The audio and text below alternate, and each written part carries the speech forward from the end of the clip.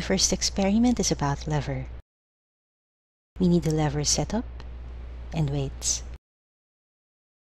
There are two methods for this experiment. The first method is to fix the resistance arm and change the force arm.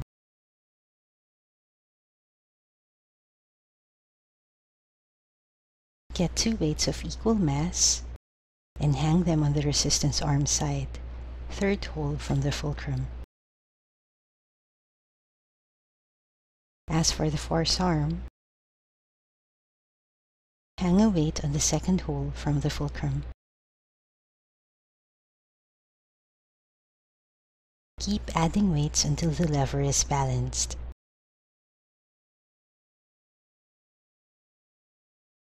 The lever is now balanced. There are two weights on the resistance arm and three weights on the force arm. Remove the weights from the force arm and hang the weights again, but this time on the first hole. Do this until the lever is balanced. 1, 2, 3, 4, 5, and 6. We observe that 6 weights are needed to balance the lever. This means that the number of weights needed to balance the lever depends on its distance from the fulcrum. The closer arm will need more weights, while the farther arm will need less weights.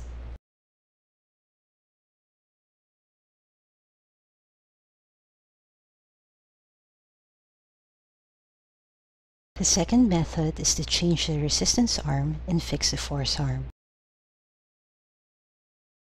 Get two weights and hang them on the resistance arm side, second hole from the fulcrum.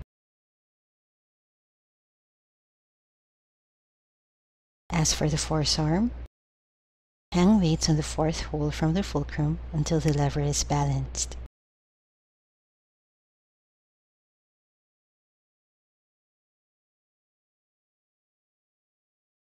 Notice that only one weight is needed to balance the lever. Remove the weights from the resistance arm and keep the weight on the force arm.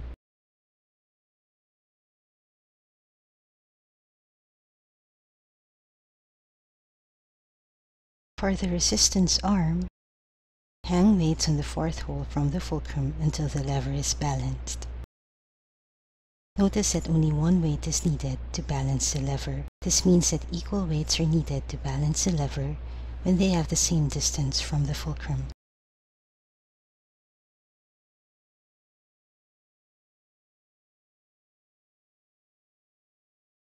The next experiment is about wheel and axle. We need a wheel and axle setup, ruler, and weights. Insert the rod in the support base. Rotate the wheel so that the threads become shorter. Use the ruler to measure the radius of the wheel and axle. The axle's radius is 1.50 centimeters, while the wheel's radius is 6 centimeters.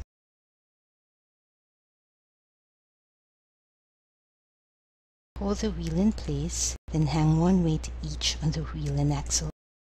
Release the wheel. Notice that the weight on the wheel moved downward. Rotate the wheel so that the weight attached to it goes up. Hang a second weight on the axle. The weight on the wheel still moved downward. Hang a third weight on the axle. The weight on the wheel still moved downward. Hang a fourth weight on the axle. The setup is balanced with one weight on the wheel and 4 weights on the axle. Notice that there are less weights on the wheel and more weights on the axle. This means that the small force applied to the wheel becomes a large force on the axle. The principle behind the wheel and axle is the same as that of lever. The axle center is the fulcrum, and the wheel and axle's radii are the arms. The wheel's radius is 6 centimeters, while the axle's radius is 1.50 centimeters. The wheel is longer than the axle. When force is applied to the wheel, less effort is needed because the force arm is longer than the resistance arm. When force is applied to the axle, more effort is needed because the force arm is shorter than the resistance arm.